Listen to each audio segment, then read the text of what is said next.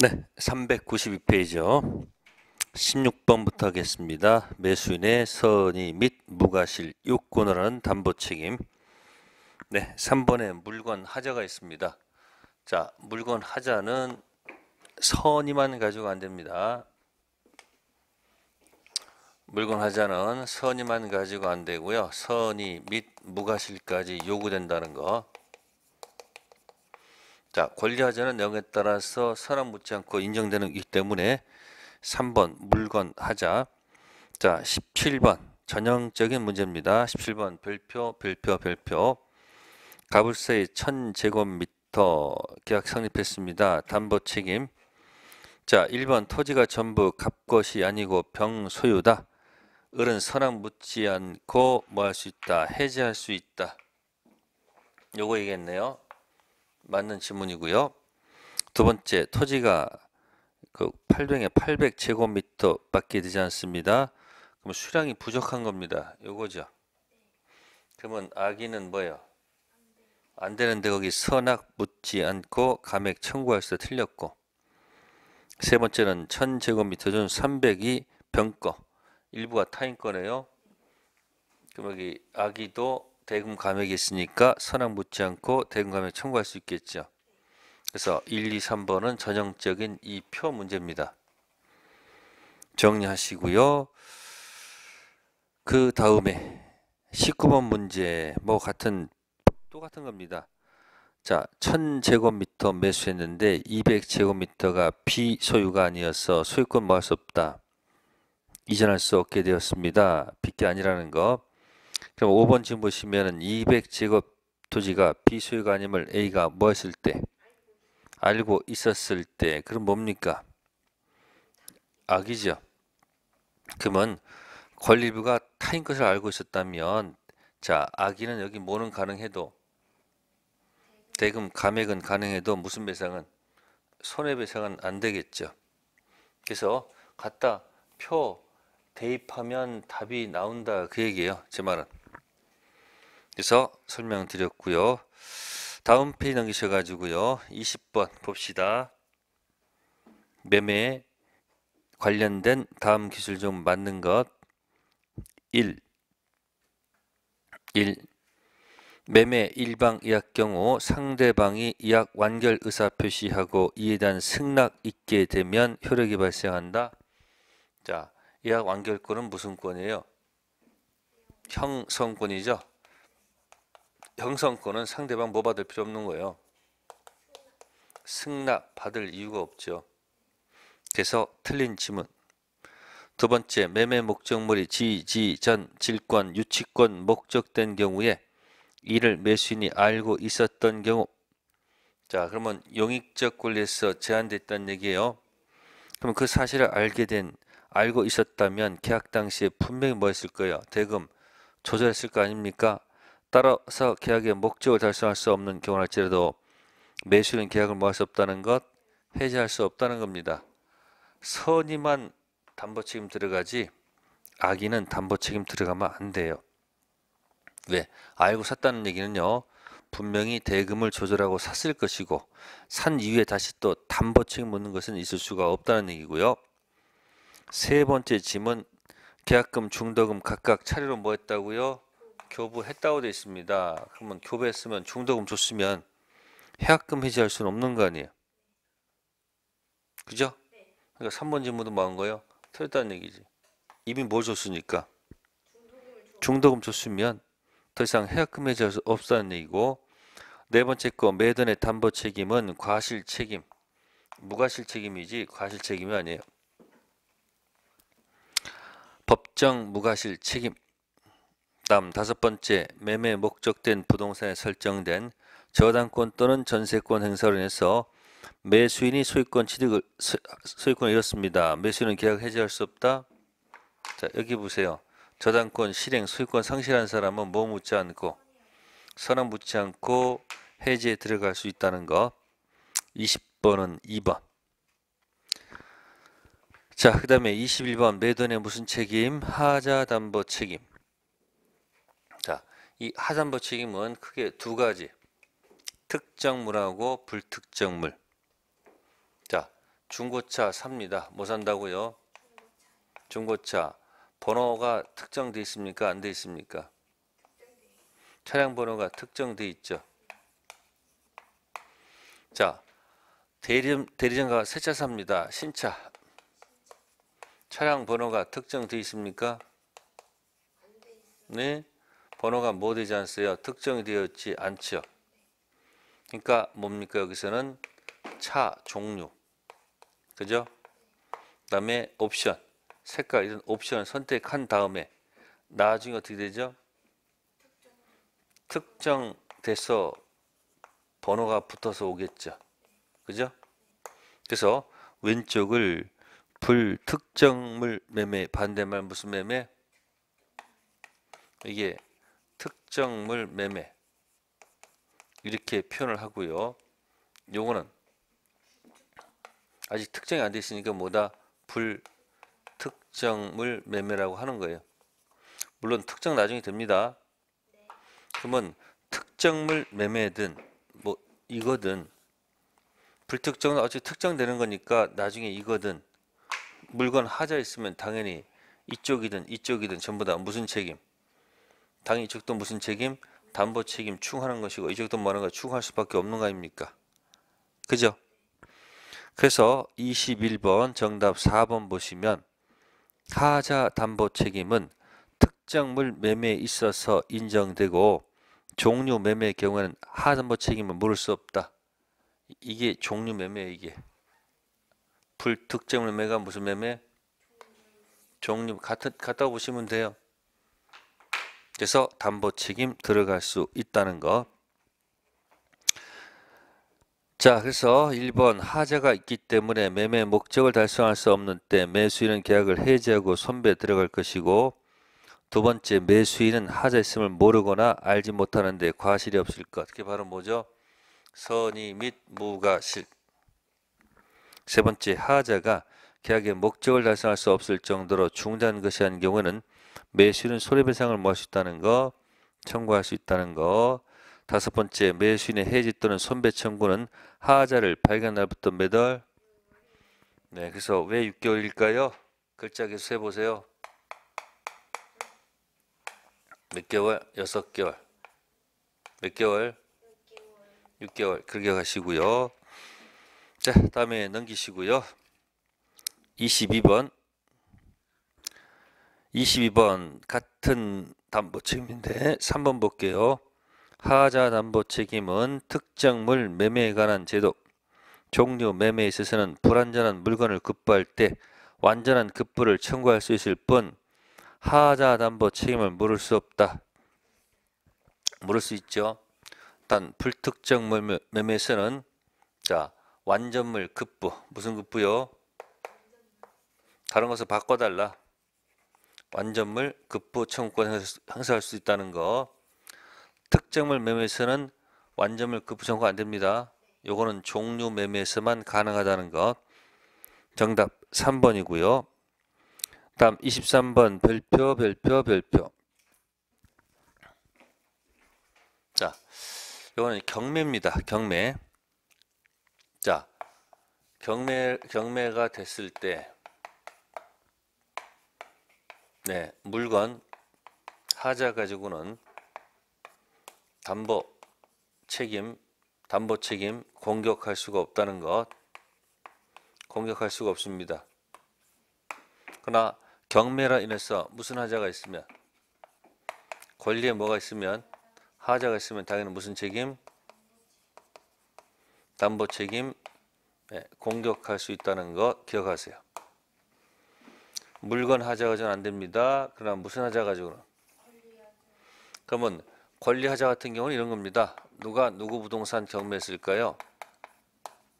채권자가 누구 부동산을 채무자 부동산을 뭐 했다? 경매에 집어넣었어요. 그래서 뭐 받았다는 거예요? 경락 받았다는 얘기예요.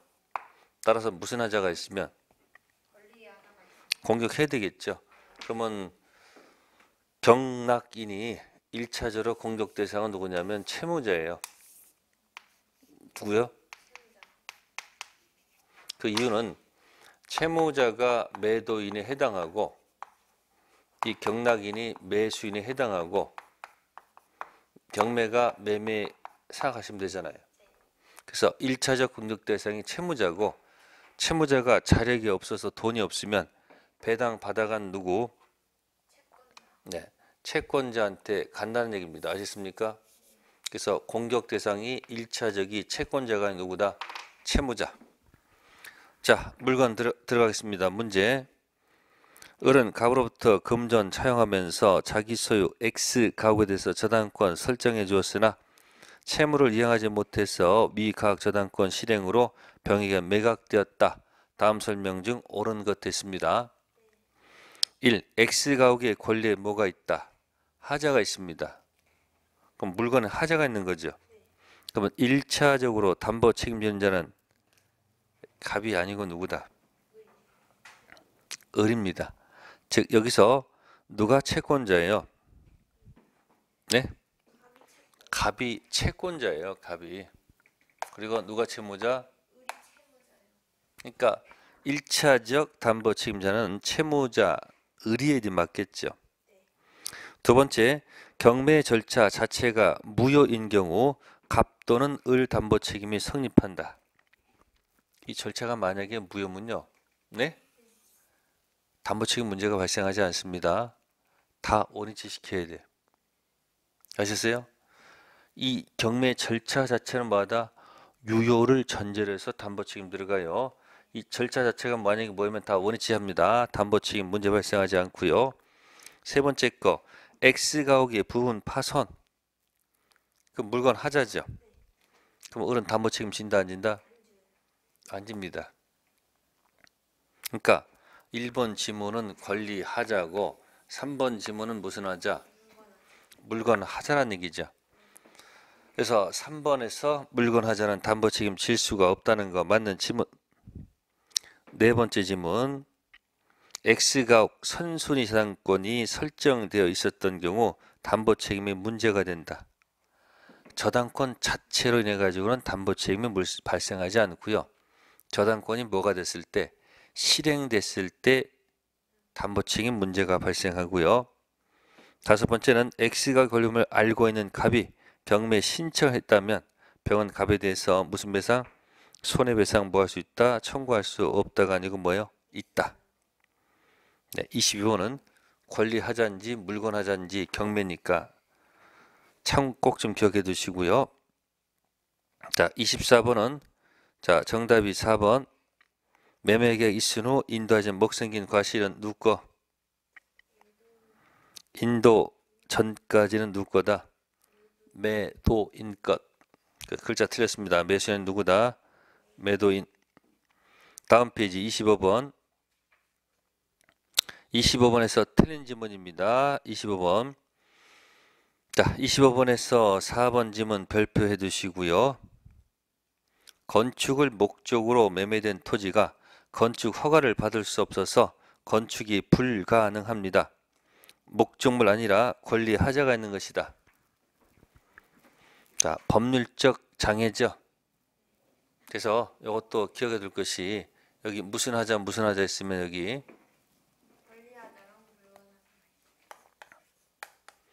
법률적 장애로 인해서 그죠? 문제가 발생하는 경우 판례는 권리 하자로 보지 않고 물건 하자로 본다는 거. 법률적 장애 또는 법령상 제한 또는 부동산 공법상 제한을 모르고 사는 경우 무슨 하자로 취급하지 않고요. 권리로 하자로 보지 않고 무슨 하자? 물건 하자로 본다는 거 꼭 좀 기억하시고요. 다음에 25번에 3번 아까 했었습니다. 가등기에서 된 부동산을 매수한 사람이 소유권 상실하면 제가 아까 했습니다. 저당권 또는 뭐다? 전세권 행사로 인한 담보 책임 아까 요거 있었죠. 가등기, 본등기, 소유권 상실한 사람은 이 문제를 해결합니다. 체킹해 두시고요. 팔레트도 4번 꼭 좀 기억하시고 네, 399페이지 환매. 환매는 매매 동시 환매. 매매, 동시, 환매. 이게 포인트입니다. 팔면서 다시 뭐 하겠다는 것, 사 드리겠다는 것이 뭐다? 환매. 자, 환매 특징은 두 가지가 특징이에요. 매매 계약과 동시, 환매, 특약 들어간다는 거. 무슨 특약이요? 환매 특약. 키워두고, 그러면 환매 특약 하면요.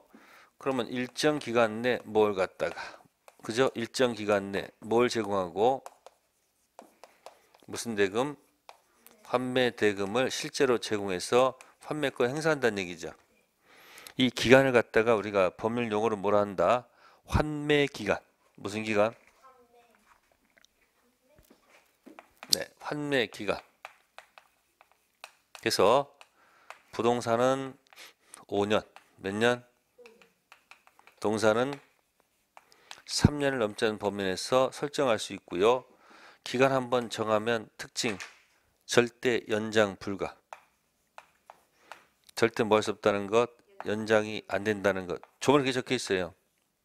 그래서 동시성 요구되고 기간 연장 불가 두 가지 꼭 기억하시고. 그럼 환매 대금은 도대체 뭘까? 첫 번째, 을이 제공한 매매 대금이 있겠죠. 대금. 다음 두 번째, 을이 계약하면서 들어간 부수적인 여러 가지 매매 비용이 있을 거예요. 매매 비용. 자, 요 두 가지입니다. 그리고 이 환매 기간 동안, 무슨 기간 동안? 자, 그러면 자, 갑한테는 뭐가 머무르다가 돈이, 매수한테는 건물이 머물다 가죠. 그럼 일정 기간 동안 뭐 하다가 머물죠. 이게 무슨 기간? 그러면 돈이 왔다가 다시 일로 가는 거고, 네? 건물은 일로 갔다가 다시 가는 거, 다시 바꾸는 거예요. 그러면 이 기간 동안 머무르는 동안 건물에서 차임이 나올 거 아니에요. 과실. 자, 은행 이자 노래하면 이자가 있을 거 아니에요. 그죠? 그럼 뭐는? 대금 이자와 목적물 과실은 서로 상호 계산한 것으로 칩니다. 뭐 한 것으로? 그래서 이 환매 대금에 이 매매 대금에 뭐가 붙어서는 안 된다. 대금 이자는 환매 대금에 섞여서는 안 된다는 거예요. 기간 동안 머무르는 동안 돈에서 나오는 이자와 건물에서 나오는 뭐요? 과실은 서로 상호 계산한 것으로 보기 때문에 환매 대금에 대금 이자를 넣을 필요가 있다 없다? 없다라는 거. 자, 26번 갑니다. 환매와 교환 계약의 설명 중 틀린 것. 자, 5번. 부동산에 관한 환매권 특약 등기 없이도 제3의 효력이 있다. 등기 해야지 제3자에게 뭐 할 수 있어요? 효력이 있겠죠. 그래서 26번, 5번 질문 틀렸습니다. 등기하면 대항할 수 있습니다. 다음 피 넘겨 볼까요? 27번, 4번 환매 기간은 특약으로 연장될 수 있다. 틀렸죠. 1번 매매계약과 동시에 되겠죠. 강조한 거잖아요. 동시. 그게 뭐 하고요? 동시성. 연장할 수 없다. 엄격하다는 얘기예요. 28번은 당사자 간에 특약이 없으면 매도인은 목적물 과실을 취득하고 대금 이자를 지급해야 된다. 두 가지는 서로 뭐한 거 봐요? 상호 계산. 환매 특약만 소멸시키는 계약은 무효다. 매매하고 주면 이건 종환이에요. 야, 나 환매 특약 없애버리자. 버릴 수도 있다는 얘기예요. 세 번째, 환매권은 매도인의 채권자가 뭐 할 수 있다는 것? 대위 행사할 수 있다. 맞고요. 네 번째, 환매권은 타인에게 양도할 수 없다. 양도할 수 있고, 공유 지분도 환매 특약으로 뭐 할 수 있다? 매도할 수 있습니다. 다음 29번, 틀린 지문은 2번. 환매 기간을 정한 때 부동산 경우 5년, 동산 경우 3년 안에서 연장할 수 있다. 특징이 동시, 연장, 조문 가지고 따진 거예요. 특별한 내용 없고요. 자, 30번 가보겠습니다. 30번은 정답이 2번. 환매권도 양도성 있고 재매매 예약 완결권도 뭐가 있다? 양도성 있다는 거 참고해 두시고요. 자, 이제 31번이지 뭐에 관한 교환. 자, 교환. 매매에서 대금은 반드시 금전 이해된다. 맞을까 틀릴까? 이쪽은 재산권 이전 약정. 그죠? 이쪽은 뭐 약정? 대금 약정하죠? 이게 뭐야? 매매죠? 시험에 이 대금은 반드시 금전 이해된다. 금전일 것. 맞을까 틀릴까? 맞아요. 네, 맞는 질문이에요. 그 이유는 한쪽이 재산권 이전 약정하는데 이쪽에서 뭐 아닌 것? 금전. 이쪽에서 금전. 아닌 것. 지급할 것을 뭐 하면? 약정하면 이게 바로 교환이에요. 뭐라고요? 그러니까 매매 대금 반드시 뭐다? 금전일 것. 금전 아닌 걸 지급할 것을 약정은 뭐가 되기 때문에 교환이 되는 얘기죠. 자, 31번 교환의 성질과 관계없는 것. 매매랑 똑같아요. 2번 요물계약이 아니죠. 무슨 계약이에요? 낙성 계약입니다. 아셨습니까? 그럼 교환도 똑같아 해봐요. 교환도 뭐겠어요? 교환도 비전형이 아니고 뭐고? 전형이고요. 약정 이루어지는 거니까 노물이 아니고 낙성이고 서로 계약하면 효력이 생기면 뭐가 아니고 평무가 아니고 당연히 쌍무가 될 것이고 서로 채무를 이행하면 출연하잖아요. 뭐가 아니고 무상이 아니고 뭐다 유상일 것이고 또 방식이 필요 없으니까 뭐가 아니고 요식이 아니고 분류식이겠죠. 똑같아요. 어디랑 매매 교환 임대차는 2번 질문 틀렸고요. 32번 교환 계약에 관한 설명으로 틀린 것 1. 교환 계약의 목적물인 당사자 일반 건물이 쌍방에게 책임 없는 사유로 소실됐다. 당사자는 상대방에 대해서 반대급부를 청구할 수 있다. 틀렸죠? 뭐가 기억나야 될까요? 양쪽 잘못 없다고 돼 있잖아요. 무슨 계약이세요? 그럼 이쪽도 뭐가 없으면 그렇죠. 그러면 서로 뭐 할 수 있어요? 달라 할 수 없잖아요. 서로 달라 할 수 없잖아요. 그럼 누가 채무자가 뭐 한다? 위험을 부담하죠. 그러니까 1번 질문은 틀렸다 그런 얘기죠. 그 논리 모순이잖아요. 서로 잘못 없다고 했으면 서로 무엇을 청구할 수 있다는 말이 안 맞죠. 그래서 1번 질문은 위험 부담을 갖다 언급한 것이고요. 자, 그 다음에 거기 네 번째 질문에 교환 계약 일방 양도한 토지 실제 면적이 계약상 면적에 뭐하면 미달하면 상대방은 미달 부분의 원시적 불능을 이유로 계약 체결상 과실 책임을 주장할 수 없다는 것. 4번 읽으시면서 뭐가 기억나십니까? 면적, 부적, 수량, 부적은 개체상 문제가 아니죠. 어디 문제요? 담보 책임 문제죠. 그럼 지금 1번하고 4번 통해면요. 후발적 불능하고 뭐예요? 원시적 불능이 생각나야 돼요. 그래서 원시적 불능도 두 가지가 있죠. 뭐 원시적 무슨 불능? 네? 전부 불능일 때는 무슨 문제로 가고 계약 체결상 과실 책임 문제로 가고 포장한 겁니다. 원시적, 객관적, 무슨 불능은 이건 면적, 부정, 무슨 책임을 간다. 면적이 부족하면 담보 책임 문제로 풀어야 될 거 아니에요. 서로 차 있다는 거 기억하셔야 돼요. 그래서 1번과 4번 밑에 해설을 다시 한번 읽어두세요. 네, 다음 페이지요. 404페이지 33번.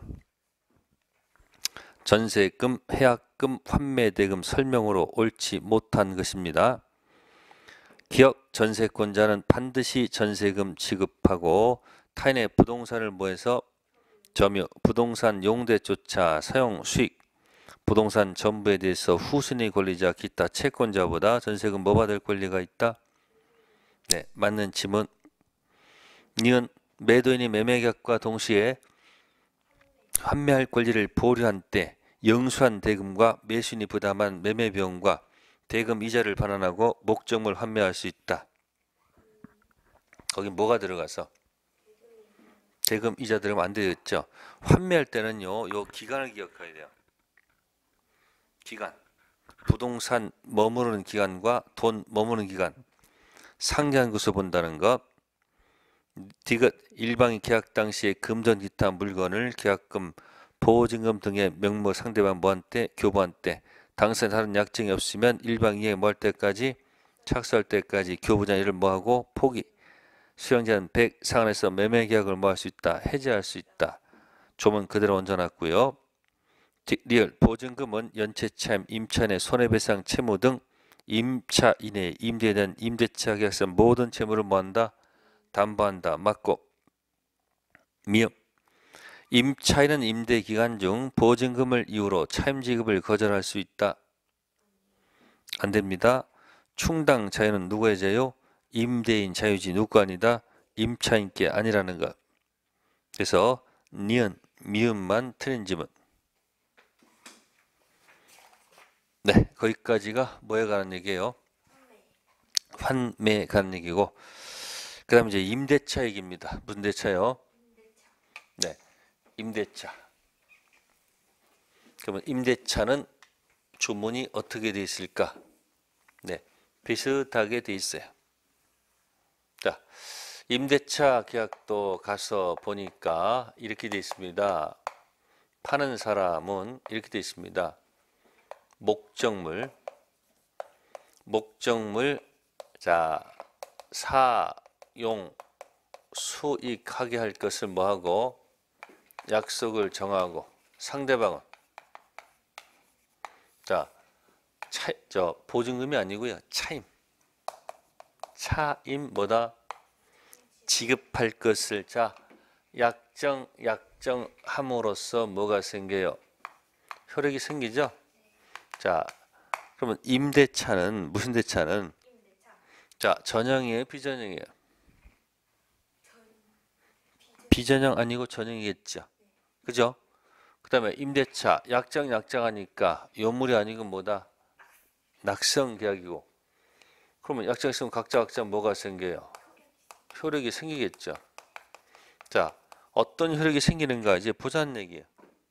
그럼 똑같은 방식이 될 겁니다. 갑은 어떤 효력이 생겨? 반대 거.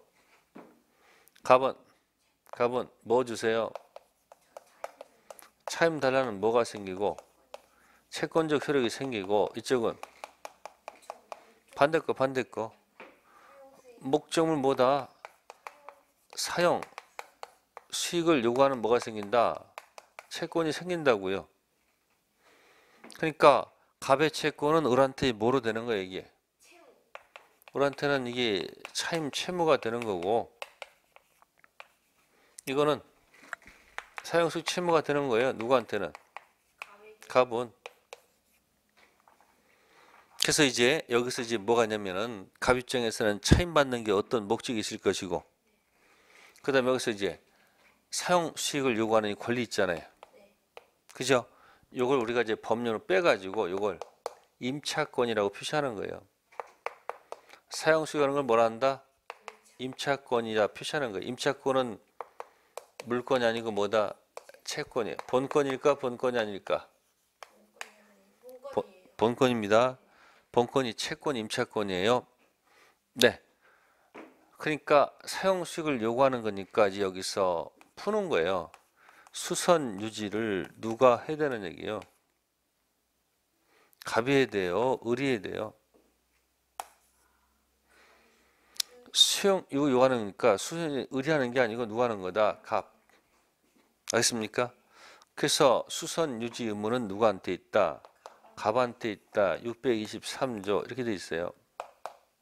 누구의 의무다 이건? 임대인 의무다. 그런 얘기예요. 근데 혹시 수선 유지에 들어가는 비용이 필요비예요.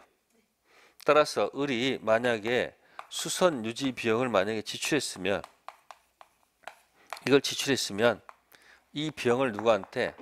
갑한테 반환, 네? 상환해 달라라는 것을 요구할 수 있어야 될 거 아니에요. 이걸 필요비라고 해요. 따라서 을은 무슨 상환을 요구할 수 있다는 것? 필요비 지출하는 필요비를 뭐 해달라? 상환을 요구하는 채권이 있단 말이에요. 그게 626조예요. 또 더불어서 무슨 비도 있다는 것? 유익비도 상환을 요구할 채권이 있다는 얘기죠. 필요비는 지출 즉시, 유익비는 뭐다? 종료 후. 그 다음에 임차권이 물건이 아니고 채권이니까 임차권을 뭐 하고 싶으면 양도나 전대를 하려면 어떻게 되는 거예요? 갑에 뭐가 있어야 된다는 거예요?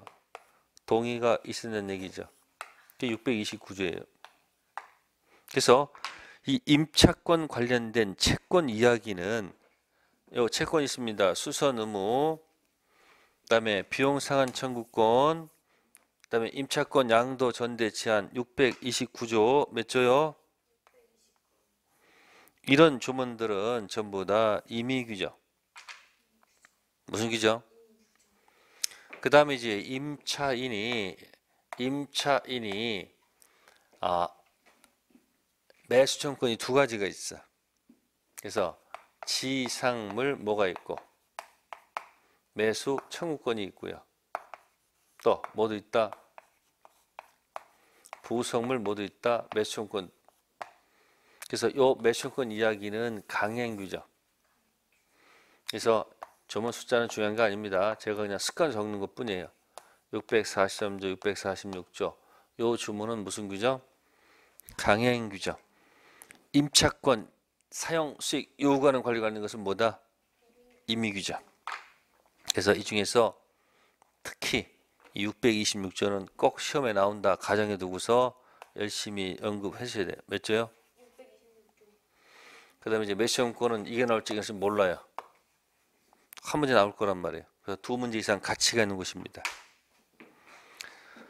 자, 이래놓고 406페이지 들어가겠습니다. 임차인 권리와 의무. 자, 34번 임대차 존속기간 설명 중 틀린 것. 네, 임대차는 약정했을 때 과거에는 최장기라 제한이 있었어요. 근데 이것이 헌법재판소에서 위헌 판결 받아서 삭제가 됐습니다. 현재는 약정에 대해서 아무 제한이 없습니다. 다음, 기간을 뭐 하지 않으면, 약정하지 않으면 이쪽 저쪽 누구든지 뭐 할 수 있다? 해지 통고할 수 있다는 것. 그래서 1번 임대차 최단 존속기간 없다.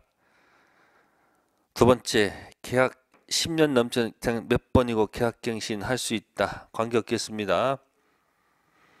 다음에 세 번째, 묵시갱신인 경우 새로운 임대차 존속기간은 약정이 없는 것으로 가고요. 네 번째, 약정은 임대차 해지하는 경우 있습니다. 해지한 약정은 임차인의 불리함보다 무효. 해지통과 675거든요. 635조는 강행 규정으로 보고 있습니다. 조문에서 되어 있고요. 다섯 번째는 약정 없는 동사 임대차 할 때는 675 5일이 경감 효력이 생깁니다. 참고해 두시고요. 자, 35번입니다. 임대차에 관한 설명으로 틀린 거. 자, 거기 3번 봅시다. 목적물 파손 정도가 손쉽게 고칠 수 있을 정도로 사소하다고 되어 있습니다. 뭐하다고요? 사서에서 임차인 사용수에게 방해하지 아니한 경우에도 임대는 수선 의무를 부담한다. 자, 수선 유지 의무가 누구한테 있다 하더라도 임대하더라도 거기 사소한 것은 뭐예요? 사소한 것은 수선 의무를 부담하면 안 되죠. 그래서 3번 질문 틀렸다. 자, 여기서 이제 2번 조심하시고요. 토지 임차인이 지상건물 등기 하기 전 제3자가 토지에 관해서 물권 취득 등기했습니다. 그럼 지상건물 등기가 빨라요? 토지 관련 등기가 빨라요? 토지 빠르니까 그 임차인은 지상건물을 뭐 하더라도 등기하더라도 제3자 임대차 효력이 뭐예요? 없습니다. 늦었다는 얘기예요. 35번 정답 3번. 네, 다음 넘기시고요. 36번 교환계약 임대차 설명 중 틀린 것 2번 교환계약 당사자는 목적물 하자돼서 담보 책임을 부담하지 않는다. 교환계약은 유상계약이에요? 무상계약이에요? 유상계약이니까 유상계약은 당연히 무슨 책임 문제가 들어가요? 담보 책임 반드시 들어가죠. 다음 37번 별표해 두시고요. 자, 일단 3번 임대인이 재판상 청구한 차임 증액 청구가 상당하도 인정되는 경우 증액 효력은 판결 확정 시 발생한다. 자, 차임 증액 청구권이 있죠. 그러면 증액 청구권은 형성권입니다. 갑자기 주인이요 100%를 올려달라고 증액 청구 들어옵니다. 자, 월 100만 원이었는데요. 100만 원 매달 달라고 증액 청구에 들어가요. 임차인이 너무 어이가 없습니다. 너무 과하지 않습니까? 과하지 않은데 하면서 임대인이 법원에 소제기입니다. 100% 증액이 맞지 않습니까? 라고 소제기한 거예요. 판사가 읽어보니까 100%는 너무 뭐예요? 많으니까 한 70%가 증액이 맞는 것 같다라고 재판 확정해 줍니다. 그러면 70% 증액 효력은 네, 판결 확정 시부터다. 그러면 그 이전까지는 증액 효력이 없다는 얘기죠. 그죠? 그때부터면 증액 효력이 그럼 그동안 여기 3개월 흘렀고 3개월 흘렀어요.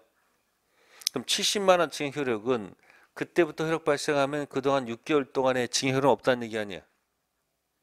그쵸? 그럼 언제부터 효력 발생할 것 같아요? 당연히 언제부터요? 증액 청구 시부터 거슬러 올라가야 되죠. 그러니까 형성권이기 때문에 소재기 판결 확정되더라도 증액 효력은 언제부터가 아니고 판결 확정 시 그때부터가 아니죠. 언제부터? 증액 청구 시부터 올라가는 게 당연한 거죠. 그 다음에 37번은 1번 별표해 두시고 임대차 계약에서 임대인의 승인에서 목적물을 뭐 하더라도 개축하더라도 반환 전 임차인이 무슨 회복? 원상 회복하기로 약정했다면 유입비 상한을 뭐 할 수 없다는 것? 청구할 수 없다는 것. 자, 아까 제가 이 필요 유입비 가능 규정이 무슨 규정이라고 했어요? 이미 규정이 있어요. 포기특약 유효하잖아요. 그러니까 계약서에다가 뭐라고 집어넣으면 원상 회복 이 문구가 들어가면 626점 뭐 하는 거다? 포기 특약이야. 유효다 무효다? 유효입니다. 다 유효한 겁니다. 이거 포기 수선 의무 네가 져라 유효 임차권 양도 전대 못한다 다 유효입니다. 아시겠습니까? 자, 그걸 기억하십니다. 그래서 포기 특약은 뭐하다? 유효한 겁니다. 자, 그래서 31번에 3번과 1번 같이 보충해 주시고요. 다음 38번 가겠습니다. 임대인 임차인 설명 중 틀린 거. 자, 5번 볼까요? 임대인이 목적물을 임차인에게 뭐하노?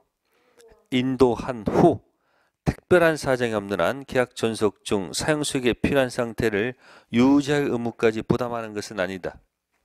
그럼 여기 보세요. 여기 지금 수선 유지를 누가 한다고 그랬어요? 갑이 한다고 그랬죠. 따라서 인도하고 땡치는 게 아니고 존속 중 을이 뭐 할 수 있도록 수선 유지 사용할 수 있도록 적극적으로 나서야 됩니다. 그래서 문제 5번 틀린 겁니다. 무슨 의무다? 임대인의 의무는 소극적 의무가 아니고 무슨 의무? 적극적 의무를 부담합니다. 그래서 뭐다? 이쪽이 뭐 할 수 있도록 사용, 수익할 수 있도록 적극적으로 나설 것. 네, 5번 지문 틀린 지문이고요. 다음 페이지 넘기셔가지고 410페이지 갑니다. 자, 임차인의 무슨 청구권?